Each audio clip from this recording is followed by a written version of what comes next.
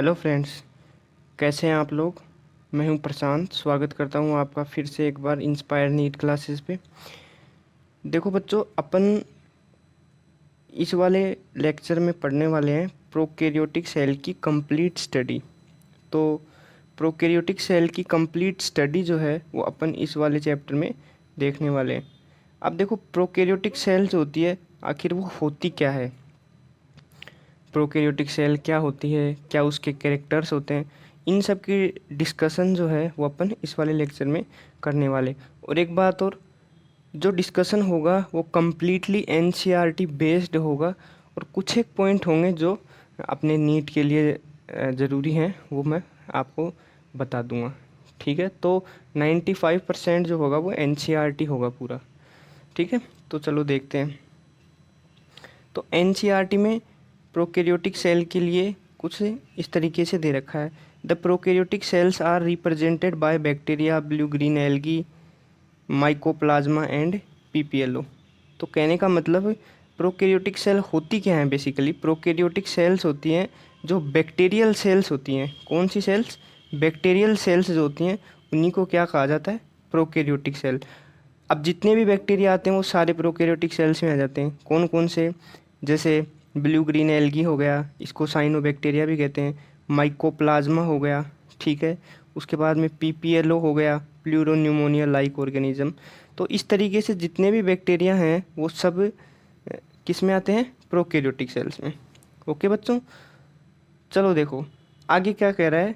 They are generally smaller and multiply more rapidly than the eukaryotic cells. तो कहने का मतलब जो प्रोकैरियोटिक सेल्स होती हैं उनकी साइज़ जो है वो यूकैरियोटिक सेल के कंपैरिजन में काफ़ी छोटी होती है और वो मतलब मोर मोर रैपिडली मल्टीप्लाई होती है। रैपिडली मीन्स एकदम इंस्टेंट डिवाइड होती हैं वो। जैसे देखो अपनी जो ह्यूमन सेल है उसको डिवाइड होने में ऑलमोस्ट 24 आवर लगते हैं, बट जो बैक्टीरियल सेल होती है ना उसको डिवाइड होने में ऑलमोस्ट 20 मिनट्स लगते हैं। अब आप देखो कहाँ 24 आवर, कहाँ 20 मिनट, तो कितना फ़र्क है। तो कहने का मतलब जो बैक्टीरियल सेल होती है वो मोर रेपिडली डिवाइड होती है, ठीक है, और साइज़ भी स्मॉल होती है इसकी। अगली बात, they may vary greatly in shape and size. कहने का मतलब शेप और साइज़ जो होती है उसमें काफ़ी वेरिएशंस देखने को मिलते हैं। मतलब अलग अलग बैक्टीरिया होते हैं उनकी शेप और साइज़ में काफ़ी डिफरेंस देखने को मिलता है। तो अपन शेप देखें तो बैक्टीरिया जो होते हैं उसमें जनरली 4 शेप्स होती हैं। एक है बेसिलस। बेसिलस मीन्स इस तरीके से रोड लाइक जो है दिख रहा होगा आपका डायग्राम में, इस तरीके से। फिर होता है कोकस। कोकस होता है इस तरीके से स्पेरिकल शेप में। उसके बाद में आता है विब्रियो। विब्रियो क्या होते हैं? कोमा शेप में। फिर आते हैं स्पाइरिलम, तो इस तरीके से स्पाइरल शेप में, ठीक है। आगे क्या कह रहा है? The organisation of prokaryotic cells is fundamentally similar, even prokaryotes exhibit a wide variety of shape and function. मतलब जो बैक्टीरियल सेल है ना, इनकी फंडामेंटल स्ट्रक्चर तो सेम होती है। फंडामेंटल स्ट्रक्चर जो होती है वो सेम होती है, ठीक है, लेकिन इनकी शेप में और फंक्शंस जो होते हैं उनमें काफ़ी डिफरेंस होता है। फंडामेंटल स्ट्रक्चर मतलब जैसे देखो प्रोकैरियोटिक सेल है तो बाहर में सेल वॉल प्रेजेंट होगी, उससे अंदर की साइड में सेल मेम्ब्रेन प्रेजेंट होगी, ठीक है। उसके बाद में न्यूक्लियर मेम्ब्रेन इनमें एब्सेंट होगी और जो इनका जेनेटिक मटेरियल है वो साइटोप्लाज्म में फ्रीली मूव करता रहेगा, ठीक है। सेल मेम्ब्रेन अंदर की साइड में मीजोसोम बनाती है। ये सब अपन इस वाले चैप्टर में, इस वाले लेक्चर में अपन देखने वाले हैं आगे, ठीक है। तो ये है फंडामेंटल स्ट्रक्चर। ओके बच्चों, चलो ठीक है। अब देखो आगे अपन देखते हैं आगे क्या कह रहा है ये। आगे बात आती है prokaryotes have a cell wall structure the cell membrane except in mycoplasma. क्या कह रहा है? Prokaryotes have a cell wall surrounding the cell membrane. कहने का मतलब ये है कि जो सबसे आउटर साइड की जो लेयर होती है ना बैक्टीरिया में उसको कहते हैं सेल वॉल। क्या कहते हैं? सेल वॉल, जो सबसे बाहर की साइड में प्रेजेंट होती है, ठीक है। The fluid matrix filling the cell is the cytoplasm. Cell wall के अंदर की साइड होता है सेल मेम्ब्रेन, और सेल मेम्ब्रेन के अंदर की साइड में फ्लूइड मैट्रिक्स जो फिल्ड रहता है उसको कहते हैं साइटोप्लाज्म। क्या कहते हैं? साइटोप्लाज्म। ठीक है। फिर कह रहा है कि there is no well defined nucleus. इनमें वेल डिफाइंड न्यूक्लियस नहीं होता है, क्योंकि न्यूक्लियस के बाद न्यूक्लियर मेम्ब्रेन तो एब्सेंट होती है, तो इनका जो डीएनए है वो साइटोप्लाज्म में फ्रीली रहता है। ठीक है, तो वो वेल डिफाइंड न्यूक्लियस नहीं हुआ। उसके बाद में कह रहा है कि the genetic material is basically naked. Naked मैंने बता दिया कि न्यूक्लियर मेम्ब्रेन एब्सेंट है। Not enveloped by a nuclear membrane, ये कह दिया अगले ने। In addition to the genomic DNA the single chromosome या सर्कुलर डीएनए। अब इनका जो मेन डीएनए होता है, मेन डीएनए जो होता है ना, वो तो कैसा होता है? सर्कुलर होता है इस तरीके से, और डबल स्टैंडर्ड सर्कुलर डीएनए होता है मेन डीएनए जो होता है। इसके अलावा इनमें एक और डीएनए प्रेजेंट होता है जो साइज में स्मॉल होता है, और इसको कहते हैं प्लाज्मिड डीएनए। क्या कहते हैं? Plasmid DNA. अब जेनेटिक कंट्रोल तो करता है ये वाला जो मेन डीएनए है वो, और कुछ जो फिनोटाइपिक जो कंट्रोल है वो कौन करता है? ये जो प्लाज्मिड डीएनए है वो। फिनोटाइपिक कंट्रोल जैसे बाहर एंटीबायोटिक के लिए रेसिस्टेंस प्रदान करना, तो ये काम कौन करता है? ये प्लाज्मिड डीएनए। ठीक है। तो देखो आगे क्या कह रहा है, many bacteria have small circular DNA outside the genomic DNA. तो जो many bacteria have small circular DNA outside the genomic DNA. तो ये जो स्मॉल सर्कुलर डीएनए की बात कर रहा है ये वाला है प्लाज्मिड डीएनए। ठीक है। These smaller DNA are called plasmid. The plasmid DNA confirm certain unique phenotypic character to such bacteria. तो ये क्या करता है? फिनोटाइपिक कैरेक्टर को कंट्रोल करता है। उसके बाद में कौन से फिनोटाइपिक कैरेक्टर? जैसे रेसिस्टेंस टू एंटीबायोटिक्स, एंटीबायोटिक्स के लिए रेसिस्टेंस देना, ये काम कौन कंट्रोल करता है, कौन रेगुलेट करता है? ये प्लाज्मिड डीएनए। ठीक है। उसके बाद में कह रहा है in higher classes you will learn that the plasmid DNA is used to monitor bacterial transformation with foreign DNA. तो पता नहीं हायर क्लास में कब पहुंचेंगे अपन, मतलब आगे देखेंगे बायोटेक्नोलॉजी वाले चैप्टर में कि क्या होता है कि ये जो वेक्टर के रूप में वेक्टर के रूप में यूज किया जाता है इस प्लाज्मिड डीएनए का, तो वो सारी प्रोसेस अपने आगे बढ़ेंगे। उसके बाद में कह रहा है nuclear membrane is found in eukaryotes. Eukaryotes जो होते हैं उनमें न्यूक्लियर मेम्ब्रेन प्रेजेंट होती है।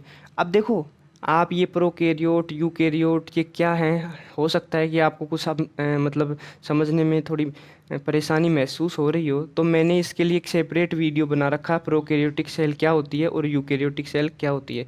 इनमें जो भी कोई डिफरेंस है वो सब मैंने बता रखे हैं। तो प्लीज़ आप जो सेल बायोलॉजी का जो डिफरेंस वाला पॉइंट है ना, डिफरेंस बिटवीन प्रोकैरियोटिक और यूकेरियोटिक सेल, वो ज़रूर देखना। ठीक है। उसमें सब पता लग जाएगा, प्रोकैरियोटिक और यूकेरियोटिक सेल की कंप्लीट स्टडी मैंने बता रखी है। उसके बाद में क्या है, अगला पॉइंट आता है no organelle like the one is eukaryote are found in prokaryotic cell except for ribosome. देखो राइबोसोम के अलावा ऐसा कोई भी सेल ऑर्गेनेल नहीं है जो प्रोकैरियोटिक सेल में प्रेजेंट हो। ठीक है। तो राइबोसोम एक ऐसा सेल ऑर्गेनेल है जो प्रोकैरियोट्स में भी प्रेजेंट होता है, यूकेरियोट्स में भी प्रेजेंट होता है। ठीक है। अगली बात, राइबोसोम के बाहर जो है वो सेल मेम्ब्रेन एब्सेंट होती है, ध्यान रखना। राइबोसोम के बाहर सेल मेम्ब्रेन एब्सेंट होती है। आगे क्या कह रहा है, prokaryotes have something unique in the form of inclusion. अब जो प्रोकैरियोटिक सेल्स होती है ना उनमें सेल इंक्लूजन्स प्रेजेंट होते हैं। इंक्लूजन्स मतलब इस तरीके से कह सकते हैं कि कुछ एक्स्ट्रा मटेरियल होता है, कुछ वेसिकल्स वगैरह, ठीक है, ग्रेन्यूल्स वगैरह जिनका कोई काम नहीं है, वो बस साइटोप्लाज्म में पड़े रहते हैं। तो वो किस में प्रेजेंट होती हैं? वो प्रेजेंट होती हैं प्रोकैरियोटिक सेल्स में। ठीक है। अब आगे क्या कह रहा है, a specialised differentiated form of cell membrane called mesosome is the characteristic of prokaryotes. अब जो प्रोकैरियोटिक सेल होती है, क्या जो प्रोकैरियोटिक सेल होती है उसकी जो सेल मेम्ब्रेन है वो इनर साइड में फोल्डिंग बना लेती है। क्या करती है? इनर साइड में फोल्डिंग बना लेती है इस तरीके से। जैसे देखो ये सेल मेम्ब्रेन है तो ये अंदर की साइड में इस तरीके से फोल्डिंग बना लेती है। कहने का मतलब अंदर की साइड में फोल्डिंग बना लेती है सेल मेम्ब्रेन। और ये जो है इनको क्या कहते हैं? मीजोसोम। इनको कहते हैं मीजोसोम। ठीक है। और ये कैरेक्टर सिर्फ प्रोकैरियोटिक सेल का है, यूकैरियोटिक सेल में ऐसा नहीं होता, ठीक है। और ये है क्या, इनफोल्डिंग है, ये कह रहा है ना, देखो infolding of cell membrane, cell membrane की अंदर की साइड में फोल्ड होते हैं। आगे क्या कह रहा है, अब देखो ये तो था एनसीईआरटी का पॉइंट, अब अपन बात करते हैं अपने शॉर्ट पॉइंट्स। प्रोकैरियोटिक सेल अपन देख रहे हैं, ठीक है, क्या देख रहे हैं, प्रोकैरियोटिक सेल। प्रो मीन्स होता है प्रीमिटिव, और कैरियो टर्म यूज करते हैं न्यूक्लियस के लिए। तो कहने का मतलब इनमें प्रीमिटिव न्यूक्लियस प्रेजेंट होता है। अब आखिर प्रीमिटिव न्यूक्लियस क्या होता है, प्रीमिटिव न्यूक्लियस होता है ऐसा न्यूक्लियस जिसके बाहर न्यूक्लियर मेम्ब्रेन एब्सेंट हो और उसके अंदर न्यूक्लियोलस एब्सेंट हो। जिस न्यूक्लियस में न्यूक्लियर मेम्ब्रेन एब्सेंट हो और न्यूक्लियस के अंदर न्यूक्लियोलस जो है वो भी एब्सेंट हो, तो ऐसे न्यूक्लियस को क्या कह देते हैं, प्रीमिटिव न्यूक्लियस। और वो किस में प्रेजेंट होता है, प्रोकैरियोटिक सेल में, ठीक है। अब प्रीमिटिव न्यूक्लियस को क्या कहते हैं, इसको न्यूक्लियोइड भी कहते हैं, इसको जीनोफोर भी कहते हैं, इंसिपिएंट न्यूक्लियस भी कहते हैं, और प्रोक्रोमोसोम भी कहते हैं, ठीक है। ये सब इसी के नाम है। काफ़ी इंपॉर्टेंट पॉइंट है ये वाला, तो ध्यान रखना।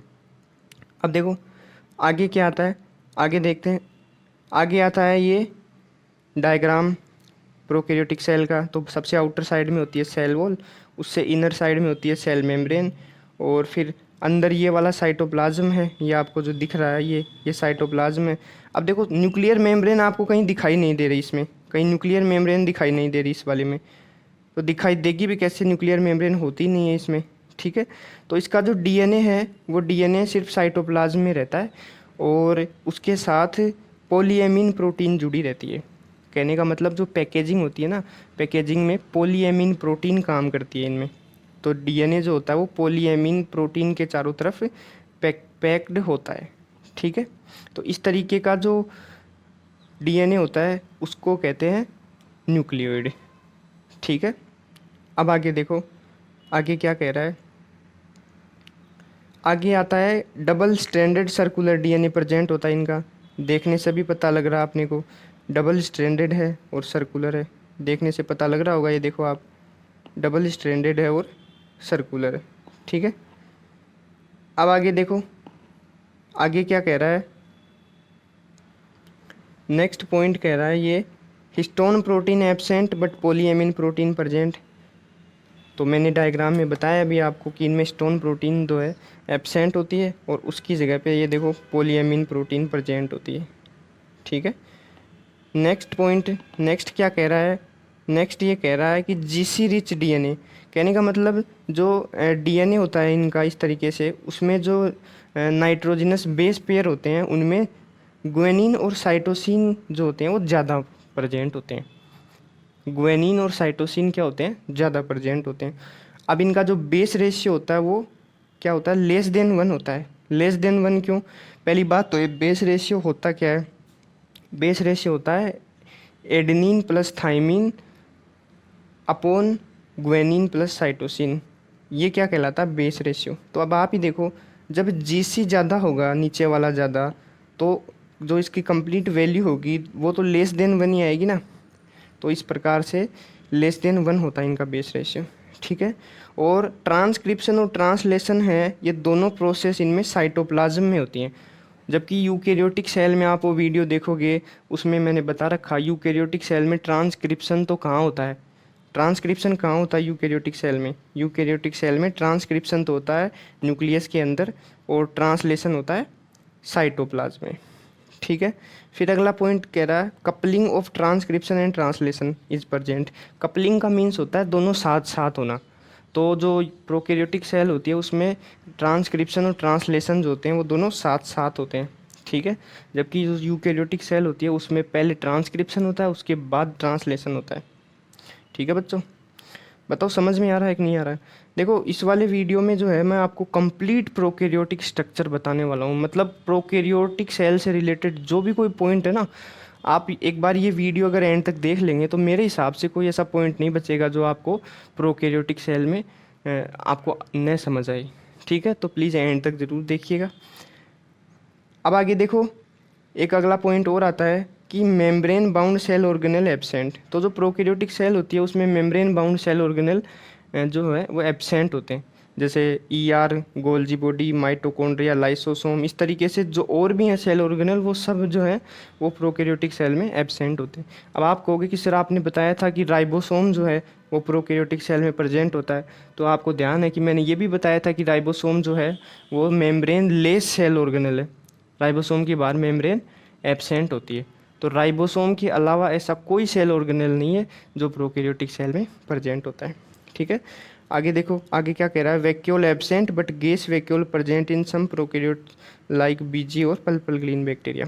तो देखो वैक्यूल एब्सेंट होती है इनमें, वैक्यूल एब्सेंट होती है, बट वैक्यूल की जगह क्या होता है, गैस वैक्यूल प्रेजेंट होती है। इस तरीके से छोटी छोटी वेसिकल्स होती हैं, वो वेसिकल्स क्या करती हैं, आपस में मिलके और एक बड़ी स्ट्रक्चर बना लेती हैं, इसको क्या कहते हैं, गैस वैक्यूल। और गैस वैक्यूल प्रोकैरियोटिक सेल का फीचर है, और काम क्या करती है, ये सेल को बायोन्सी प्रदान करती है। क्या देती है, बायोन्सी देने का काम करती है। हिंदी में उसको कहते हैं उत्प्लावन, सेल को उत्प्लावन प्रदान करने का काम करती है। ठीक है, ताकि सेल जो है वो आराम से तैर सके। ठीक है, और ये देखो, ये सेल वॉल है आउटर साइड में, और ये इनर साइड में सेल मेम्ब्रेन है। अब कहने का मतलब सेल ऑर्गेनल तो इनमें एब्सेंट होते ही हैं, तो अब जितने भी सेल ऑर्गेनल है वो प्रोकैरियोटिक सेल में एब्सेंट होंगे। अब अगला पॉइंट क्या कह रहा है, lysosome absent but periplasmic space act as lysosome. अब लाइसोसोम भी एक सेल ऑर्गेनल है, वो तो इनमें एब्सेंट होगा ही, लेकिन अगर लाइसोसोम एब्सेंट है तो लाइसोसोम का जो फंक्शन है वो कर कौन रहा है, लाइसोसोम क्या होता है, लाइसोसोम के अंदर जो एंजाइम्स हैं वो फील्ड रहते हैं अंदर, हाईली एसिडिक होते हैं, और वो डाइजेस्टिव फंक्शन करते हैं, डाइजेशन से रिलेटेड होते हैं। तो आखिर ये वाले फंक्शन प्रोकैरियोट्स में कौन करता है, डाइजेशन का काम प्रोकैरियोटिक सेल में करता कौन है, तो देखो प्रोकैरियोटिक सेल में सेल वॉल और सेल मेम्ब्रेन के बीच में पेरीप्लाज्मिक स्पेस प्रेजेंट है। सेल वॉल और सेल मेम्ब्रेन का बीच का जो स्पेस है ये वाला, इसको कहते हैं पेरीप्लाज्मिक स्पेस। तो इस पेरीप्लाज्मिक स्पेस में हाइड्रोलिसिस एंजाइम्स प्रेजेंट होते हैं जो एक्ट एज लाइसोसोम। ठीक है, अब आगे देखो नेक्स्ट क्या कह रहा है, नेक्स्ट कह रहा है राइबोसोम। अब राइबोसोम जो होता है वो प्लाज्मा मेम्ब्रेन से एसोसिएटेड होता है। इस तरीके से ये प्लाज्मा मेम्ब्रेन है, तो इसके इस तरीके से प्लाज्मा मेम्ब्रेन के पास में प्रेजेंट होता है राइबोसोम। अब साइज़, ये सब पॉइंट एनसीईआरटी के याद रखना है, साइज़ कितनी होती है, 15 से 20 नैनोमीटर। और प्रोकैरियोटिक सेल में 70S टाइप का राइबोसोम प्रेजेंट होता है, उसकी स्मॉल सब यूनिट तो होती है 30S और लार्ज सब यूनिट होती है 50S। ये मैंने यहाँ गलत लिख दिया, ये देखो 30S है वो स्मॉल सब यूनिट है ना, ये क्या है स्मॉल सब यूनिट, और 50S क्या है लार्ज सब यूनिट। ठीक है, और आखिर राइबोसोम क्या फंक्शन करता है, प्रोटीन सिंथेसिस का काम करता है। एक बात और आती है, एक पॉइंट आता है पॉलीराइबोसोम या पॉलीसोम, या आगे वाला पॉलीसोम या पॉलीराइबोसोम क्या होता है, ये इस तरीके से mRNA है, mRNA से कई सारे राइबोसोम अगर जुड़े हो तो उसको कहते हैं पॉलीराइबोसोम। आपने कभी सुना हो तो DNA से ट्रांसक्रिप्शन के द्वारा mRNA बनता है, क्या होता है, DNA से ट्रांसक्रिप्शन के द्वारा mRNA बनता है, mRNA से फिर प्रोटीन बनती है। ठीक है, तो DNA से mRNA बनना ये ट्रांसक्रिप्शन कहलाता है। तो क्या होता है, ये जो mRNA बना, इस mRNA से आगे प्रोटीन बनानी है, तो प्रोटीन बनाने के लिए इस पर क्या होगा, राइबोसोम जुड़ेंगे कई सारे। तो एक mRNA पे जब मैनी राइबोसोम्स जुड़ते हैं तो उसको क्या कहते हैं, पॉलीराइबोसोम। ठीक है, अब आगे कह रहा है ribosome of polysome translate the mRNA into protein. तो वो पॉलीसोम क्या करता है, mRNA को प्रोटीन में चेंज कर देता है, ट्रांसलेट कर देता है। ठीक है, अब आगे देखो, आगे क्या कह रहा है, mitochondria absent but analogous structure mesosome present. Prokaryotic cell में माइटोकॉन्ड्रिया एब्सेंट होता है, बिल्कुल सेल ऑर्गेनल है एब्सेंट होगा। तो आखिर प्रोकैरियोटिक सेल में माइटोकॉन्ड्रिया एब्सेंट है तो माइटोकॉन्ड्रिया का फंक्शन कौन करेगा फिर, माइटोकॉन्ड्रिया का फंक्शन क्या होता है, माइटोकॉन्ड्रिया जो होता है उसके ऊपर एरोबिक रेस्पिरेशन के एंजाइम प्रेजेंट होते हैं। ठीक है, तो एनालोगस स्ट्रक्चर मीजोसोम प्रेजेंट होती है प्रोकैरियोटिक सेल में। मीजोसोम एनालोगस स्ट्रक्चर है माइटोकॉन्ड्रिया की, और ये इनर साइड में फोल्डिंग होती है सेल मेम्ब्रेन की। ये देखो आप डायग्राम में दिख पा रहे होंगे। और इस पे एरोबिक रेस्पिरेशन के जो एंजाइम्स है वो प्रेजेंट होते हैं। ये देखो, ये जो है एरोबिक रेस्पिरेशन के एंजाइम्स प्रेजेंट होते हैं इस पे, ठीक है। अब नेक्स्ट देखो क्या कह रहा है। नेक्स्ट कह रहा है क्रोमेटोफोर। ये भी एक स्ट्रक्चर है। क्रोमेटोफोर क्या है? ये एक स्ट्रक्चर है जो प्रोकैरियोटिक सेल में प्रेजेंट होती है। इस पे क्या होता है, ये मेम्ब्रेन्स होती हैं इस तरीके से, मेम्ब्रेन्स मिलके क्रोमेटोफोर का फॉर्मेशन करती हैं, और इसके ऊपर पिगमेंट्स प्रेजेंट होते हैं इस तरीके से। पिगमेंट्स प्रेजेंट होते हैं जो फोटोसिंथेसिस में हेल्प करते हैं, ठीक है। तो photosynthetic pigment present on it, photosynthetic pigments जो है वो इस पे प्रेजेंट होते हैं। और ये क्या फंक्शन करती है? Photosynthetic structure present in photosynthetic prokaryotes like BGA और साइनोबैक्टीरिया। कहने का मतलब जो बीजीए और साइनोबैक्टीरिया है उनमें फोटोसिंथेसिस होता है। तो फोटोसिंथेसिस पाए जाने वाले जिस बैक्टीरिया में फोटोसिंथेसिस प्रेजेंट होता है उस बैक्टीरिया में क्रोमेटोफोर भी प्रेजेंट होता है, ठीक है। तो क्रोमेटोफोर क्या होता है? क्रोमेटोफोर एक मेम्ब्रेन से बनी हुई स्ट्रक्चर है। उस मेम्ब्रेन्स पे क्या प्रेजेंट होते हैं? उस पे पिगमेंट्स प्रेजेंट होते हैं, और वो पिगमेंट क्या करते हैं? फोटोसिंथेसिस का काम करते हैं, फोटोसिंथेसिस में हेल्प करते हैं, ठीक है। और सेंट्रियोल इनमें एब्सेंट होता ही है क्योंकि ये भी एक सेल ऑर्गेनल है, तो ये तो एब्सेंट होगा। उसके बाद में फ्लैजिला प्रेजेंट होते हैं, और वो फ्लैजिलिन प्रोटीन के बने होते हैं। फ्लैजिला क्या होता है? इस तरीके से एक स्ट्रक्चर होती है जो सेल को मूव करवाती है, ये सेल के आउटर साइड में, ठीक है। अब आगे देखो डिफरेंट एक मिनट में इसको इरेज कर देता हूँ। ये देखो अब क्या कह रहा है, difference present in prokaryotic and eukaryotic flagella. देखो प्रोकैरियोट में भी फ्लैजिला प्रेजेंट होता है, सब सेल में नहीं होता, बट कुछ प्रोकैरियोटिक सेल्स होती हैं, कुछ यूकैरियोटिक सेल होती हैं उनमें भी फ्लैजिला प्रेजेंट होता है, और प्रोकैरियोटिक सेल में तो फ्लैजिला होता ही है। कहने का मतलब प्रोकैरियोटिक और यूकैरियोटिक सेल दोनों में फ्लैजिला प्रेजेंट होता है, ठीक है, लेकिन उनमें डिफरेंस होता है। पहला पॉइंट तो ये। अगला पॉइंट ये, जो प्रोकैरियोटिक सेल होती है वो हैप्लॉइड सेल होती है, ठीक है। उसके बाद में उसमें रियल सेक्सुअल रिप्रोडक्शन तो एब्सेंट होता है, बट उसमें ट्रांसफॉर्मेशन, ट्रांसडक्शन और कॉन्जुगेशन प्रेजेंट होता है, ठीक है। अब ये क्या होते हैं ये अपन आगे देखने वाले हैं, अभी तक के लिए सिर्फ आपको इतना याद रखना है। अब देखो आगे क्या कह रहा है, साइक्लोसिस एब्सेंट होता है। साइक्लोसिस क्या होता है? जैसे ये सेल है और ये इसका साइटोप्लाज्म है, तो क्या होता है साइटोप्लाज्म एक तरीके से मूव करने लग जाता है, तो उसको कहते हैं साइक्लोसिस। तो साइक्लोसिस जो है वो इनमें एब्सेंट होता है। साइटोप्लाज्मिक स्ट्रीमिंग को कहते हैं साइक्लोसिस, ठीक है। अब साइज़ की बात करें तो प्रोकैरियोटिक सेल की साइज़ होती है वो स्मॉलर होती है।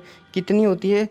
एनसीईआरटी में दे रखा है 1 से 2 माइक्रोमीटर, एक जगह पे तो दे रखा है 1 से 2 माइक्रोमीटर, बट बैक्टीरिया की साइज़ एक और बता रखी है उन्होंने 3 to 5 माइक्रोमीटर। तो 1 से 2 माइक्रोमीटर भी ठीक है, और 3 से 5 माइक्रोमीटर भी सही है, ठीक है। ये दोनों एनसीईआरटी में दे रखी हैं अलग अलग। बीजीए जो है, एग्जाम्पल की बात करें तो एग्जाम्पल में बीजीए ब्लू ग्लीन एल्गी, इसी को साइनोबैक्टीरिया कहते हैं। माइकोप्लाज्मा ऑल बैक्टीरिया, मतलब कहने का मतलब जितने भी बैक्टीरिया हैं वो सब प्रोकैरियोट्स में आते हैं। आगे देखो क्या कह रहा है, देखो थोड़ा क्या कंटेंट ज़्यादा है, कम लिमिटेड टाइम में इसको कंप्लीट करना है, इस वजह से थोड़ी स्पीड अपनी फास्ट चल रही है। अब बात करते हैं सेल एनवलप। सेल एनवलप की बात करें तो एनवलप होता है आउटर साइड की कवरिंग। कवरिंग देखें तो सबसे आउटर साइड में होता है ग्लाइकोकैलिक्स, उसके अंदर होता है सेल वॉल, और उसके अंदर होता है सेल मेम्ब्रेन। ग्लाइकोकैलिक्स क्या है? आउटर साइड में, उसके इनर साइड में होती है सेल वॉल, फिर उसके भी इनर साइड में सेल मेम्ब्रेन, ठीक है। ये देखो अब देखो आगे क्या कह रहा है। सबसे पहले बात करते हैं ग्लाइकोकैलिक्स। ग्लाइकोकैलिक्स जो होती है उसका कंपोजिशन और उसकी थिकनेस जो होती है वो अलग अलग बैक्टीरिया में अलग अलग होती है, मतलब वेरी करती है बैक्टीरिया के हिसाब से। किस तरीके से? अगर वो ग्लाइकोकैलिक्स लूज सीथ के फॉर्म में है, लूज है वो ग्लाइकोकैलिक्स, तो उसको क्या कहेंगे? Slime layer. और अगर वो थिक और टफ है तो उसको क्या कहेंगे, कैप्सूल। ये एनसीईआरटी के पॉइंट है, प्लीज़ आप यार याद कर लेना इनको, है ना। ये जितना भी मैं आपको पढ़ा रहा हूँ सब एनसीईआरटी है। अगर आपका पहले पढ़ा हुआ है तो आपका रिवाइज हो जाएगा, अदरवाइज आपको लिमिटेड कंटेंट मिल जाएगा। इतना ही आपको तैयार करना है। और इस वाले वीडियो में एक खास बात, और इस वाले वीडियो को अगर आप एंड तक देख लोगे तो नीट में मिनिमम एक क्वेश्चन तो कंप्लीट है, आना ही आना इससे, ठीक है। तो प्लीज़ देखते जाओ। Formed by mucopolysaccharide. अब ये ग्लाइकोकैलिक्स किससे बना है, म्यूकोपोलीसेकेराइड से बना है, ठीक है। अब आगे देखो, आगे आता है सेल वॉल। सेल वॉल किससे बनी होती है, पेप्टिडोग्लाइकेन से, या इसको म्यूरिन भी कहते हैं। अब ये पेप्टिडोग्लाइकेन क्या होता है, नेम, नेग और अमाइनो एसिड। नेम क्या होता है, N acetyl muramic acid, N acetyl glucosamine, और अमीनो एसिड कौन सा, टिकोइक एसिड। ये मिलके क्या बनाते हैं, पेप्टिडोग्लाइकेन। और पेप्टिडोग्लाइकेन क्या बनाता है, सेल वॉल। और पेप्टिडोग्लाइकेन को ही म्यूरिन कहा जाता है, ठीक है। आगे देखो, आगे क्या कह रहा है, सेल वॉल जो होती है वो determine the shape of cell. क्योंकि ये हार्ड कवरिंग है तो ये सेल की जो शेप है उसको डिसाइड करती है, ये कि सेल की शेप जो है वो आखिर कैसी होगी, ठीक है। अब देखो आगे क्या कह रहा है, it's provide a strong structural support to prevent bacterium from bursting and collapsing. मतलब ये कवरिंग है इस तरीके से हार्ड, है ना, हार्ड या स्ट्रॉन्ग कवरिंग है, तो ये क्या करती है, बैक्टीरिया को फूलने से और फटने से बचाती है, ठीक है। Difference present in gram positive and gram bacterial bacteria. तो ग्राम पॉजिटिव और ग्राम नेगेटिव बैक्टीरिया दो टाइप के बैक्टीरिया होते हैं, उनमें दोनों में सेल वॉल में डिफरेंस प्रेजेंट होता है, ओके। आगे देखो, आगे क्या कह रहा है, सेल ग्लाइकोकैलिक्स हो गया, उससे अंदर सेल वॉल हो गई। अब उससे अंदर आता है cell membrane. Cell membrane selectively permeable होती है। सिलेक्टिवली परमिएबल मतलब वो बाहर से अंदर की साइड में कुछ सिलेक्टिव जो कंपोनेंट्स होते हैं, सिलेक्टिव मटेरियल को ही सेल के अंदर आने देती है, ठीक है। ये क्या करती है, आउटसाइड से इंटरेक्ट होती रहती है। मतलब कहने का मतलब बाहर से सेल के अंदर कुछ लिमिटेड कंटेंट को आने देती है, कुछ लिमिटेड कंटेंट को ही सेल के अंदर से बाहर जाने देती है, समझ गए। तो बाहर से अंदर और अंदर से बाहर, इस तरीके से ये क्या करती है, इंटरेक्शन बनाए रखती है। और प्रोकैरियोटिक और यूकैरियोटिक जो सेल मेम्ब्रेन है उन दोनों में कोई फ़र्क नहीं होता, सिमिलर स्ट्रक्चर होती हैं, ठीक है। अब बात करते हैं मीजोसोम की। मीजोसोम क्या होते हैं, मीजोसोम है extension of plasma membrane into the cell. मैंने पहले बता दिया आपको सेल मेम्ब्रेन की इनर साइड की फोल्डिंग, ठीक है। ये वेसिकल्स, ट्यूब्यूल्स और लेमिली के फॉर्म में होती है। और ये क्या करती है, इसके फंक्शन देखते जाना। पहला फंक्शन तो है cell wall formation, cell wall formation का काम करती है। नेक्स्ट क्या है, नेक्स्ट ये है help in cell wall formation, ये बता दिया। डीएनए रेप्लिकेशन में हेल्प करती है। और डिस्ट्रीब्यूशन टू डॉटर सेल, कहने का मतलब डीएनए रेप्लिकेशन होगा, रेप्लिकेशन के बाद में जो डीएनए बना उसको नेक्स्ट जनरेशन में भी तो ट्रांसफ़र करना है, उसका काम भी यही करती है। उसके बाद में रेस्पायरेशन और सिक्रेशन के जो एंजाइम्स हैं, रेस्पायरेशन में हेल्प करती है और सिक्रेशन में हेल्प करती है, ठीक है। उसके अलावा ये क्या करती है, ये सरफेस एरिया को इंक्रीज़ करती है और एंजाइमेटिक कंटेंट को इंक्रीज़ करती है। तो ये क्या इस तरीके से है, ये देखो इनर साइड में फोल्डिंग, तो इनर साइड में फोल्ड हुआ तो ये देखो इसका सरफेस एरिया तो इंक्रीज़ हो ही गया ना। तो प्लीज़ आपको एक बात बता देता हूँ यार, इसके जो मीजोसोम से ऑलमोस्ट एवरी ईयर नीट में एक क्वेश्चन आता ही आता है, ठीक है। तो आप ये जो मैंने बताए हैं ये प्लीज़ याद कर लेना, सब एनसीईआरटी के। आगे देखो, आगे आप फ्लैजिला का डायग्राम, एनसीईआरटी में नहीं है बट मैं समझाने के लिए आपको बता रहा हूँ। ये क्या होती हैं, फ्लैजिला क्या होता है, filamentous extension of from their cell wall.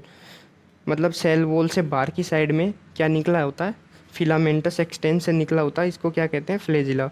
Flagella जो होता है वो 3 पार्ट से बनता है। सबसे नीचे वाला होता है बेसल बॉडी जो सेल से जुड़ा होता है, उससे ऊपर होता है हुक और उससे ऊपर होता है फिलामेंट। फिलामेंट जो होता है वो लॉन्गेस्ट पोर्शन होता है, ठीक है।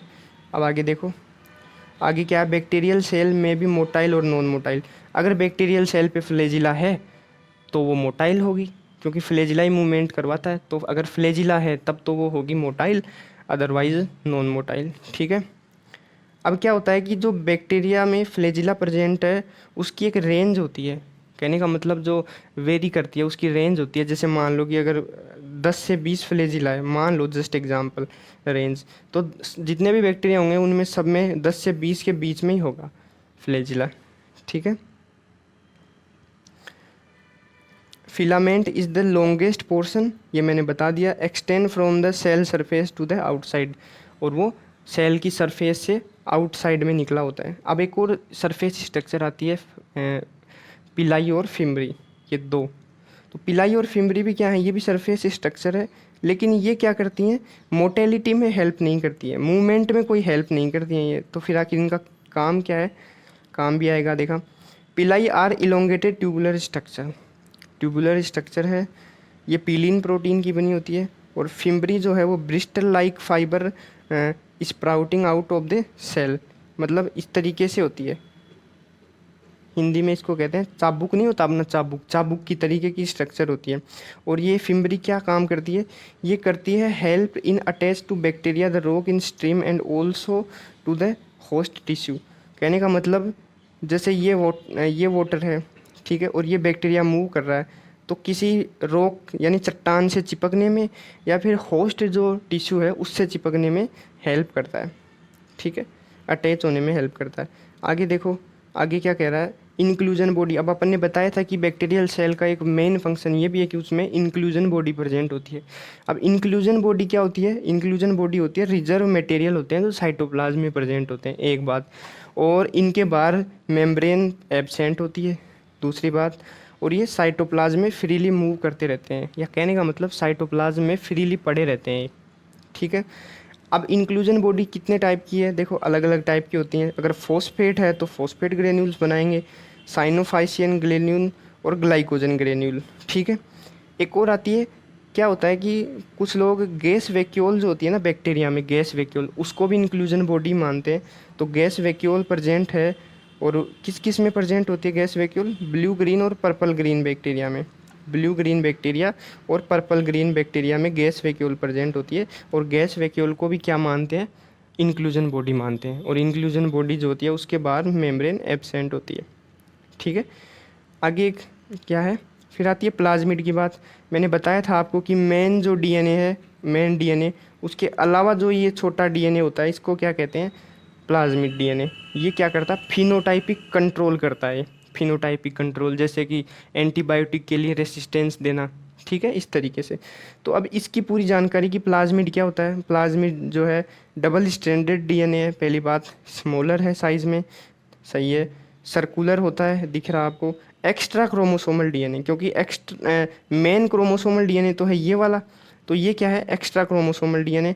और सेल्फ रेप्लिकेबल, ये अपने आप खुद से रेप्लिकेशन करता है। रेप्लिकेशन जानते हैं, रेप्लिकेशन का मतलब होता है एक डीएनए से दूसरा डीएनए का बनना, ये कहलाता है रेप्लिकेशन। ठीक है। आगे क्या है, आगे अब ये डायग्राम है जो मैंने बनाया है आपके लिए समझाने के लिए प्रोकैरियोटिक सेल का। तो देखो सबसे बाहर की साइड में ये सेल एनवलप, एनवलप में देखोगे आप सबसे आउटर साइड में है ग्लाइकोकैलिक्स, उसके बाद में सेल वॉल, उसके बाद में आता है सेल मेम्ब्रेन। ठीक है। उसके बाद में मैंने आपको बताया था कि राइबोसोम होते हैं, वो 70S टाइप के राइबोसोम इनमें प्रेजेंट होते हैं, और वो सेल मेम्ब्रेन से अटैच होते हैं। ठीक है। उसके बाद में इनका मेन डीएनए देखो, लूप ऑफ डीएनए, और उस डीएनए से कौन सी प्रोटीन अटैच होती है, ध्यान रखना, पॉलीएमिन प्रोटीन, इंपॉर्टेंट पॉइंट है। प्रोकैरियोट्स में हिस्टोन प्रोटीन एब्सेंट होती है, बट कौन सी प्रेजेंट होती है, पॉलीएमिन प्रोटीन। तो जो डीएनए है वो पॉलीएमिन प्रोटीन से जुड़ा रहता है, और इसको क्या कहते हैं, न्यूक्लियोइड कहते हैं। ठीक है। और जो एक्स्ट्रा क्रोमोसोमल डीएनए है, ये देखो प्लाज्मिड भी है। सेल इंक्लूजन्स भी होती हैं प्रोकैरियोटिक सेल में, जिनके आउटर साइड में सेल मेम्ब्रेन एब्सेंट होती है। ठीक है। उसके बाद में ये देखो फ्लैजिला, आपको दिख रहा होगा। अब जो फ्लैजिला है उसकी स्ट्रक्चर अपन आगे पढ़ेंगे इसी वाले चैप्टर में, नेक्स्ट वीडियोस आएंगे उनमें, कि जो फ्लैजिला होता है ना वो सेल मेम्ब्रेन से निकलता है। फ्लैजिला कहाँ से निकलता है, सेल मेम्ब्रेन से। इस डायग्राम से आपको दिख भी रहा होगा, देखो ये सेल मेम्ब्रेन से निकलता है फ्लैजिला। तो वो डीप में नॉलेज है, वो बाद में देखेंगे अपन। ठीक है। तो कहने का मतलब दोस्तों, ये वाले जो हैं अपने पॉइंट्स कवर हो गए। ठीक है। और अपन ने स्टार्ट कहाँ से किया था, प्रोकैरियोटिक सेल से। सो प्लीज़ यार, मैंने जो है वो आपको कंप्लीट प्रोकैरियोटिक सेल बता दी। नीट में जितना आपको सफिशिएंट है उतना मैंने आपको बता दिया यार। इससे ऊपर भी अगर आप पढ़ना चाहते हो तो उसका कोई बेनिफिट नहीं है। इसमें कंप्लीट एनसीईआरटी के किसी भी पॉइंट या किसी भी चैप्टर में जो भी प्रोकैरियोटिक सेल का पॉइंट दे रखा वो सब उठा के मैंने यहाँ पे लिखे हैं। ठीक है, तो प्लीज़ यार इतनी मेहनत की एक लाइक तो बनता है। ओके, आई होप आपको समझ में आया होगा। और मतलब कहने का मतलब क्या ही बोलूँ यार, मज़ा आ जाएगा आपको यार ये वीडियो देखने में। ठीक है, एकदम टू द पॉइंट है, कुछ एक्स्ट्रा नहीं है, कुछ बकवास नहीं है। ठीक है, तो आई होप आपको समझ में आया होगा। इस तरीके से अपना प्यार बनाते रहिए और प्लीज़ एक लाइक ज़रूर कर दिए वीडियो को यार। ओके, चलो मिलते हैं नेक्स्ट वीडियो में, तब तक के लिए बाय बाय।